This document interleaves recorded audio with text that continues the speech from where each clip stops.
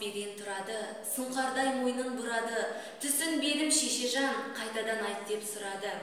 Сонда кемпір сөйледі, атадан жалғыз туғансың, туғаннан белің буғансың, сайып қыран ер болып, қанменен қолың жуғансың, талай бала қырғансың, шекті деген елінде Сарыбай дейтін бай еді, жалғыз қызы Гүлбаршын 15-те туған ай еді, жасында саған айттырған Гүлбаршын сұлу жар еді. Сарыбай бір күн ойлады, алғыр құстай бойлады, жалғыз қызым бермеймін. Артынан бала тумады, алпамыс қыран өледі, артында жоқ көмегі, алпамыс батыр өлгесін, құлға қызым тиеді, құлға қызым тигесін, қандай қорлық көреді. Сарыбай бір күн ойланып, бөліне көшіп жөнеді.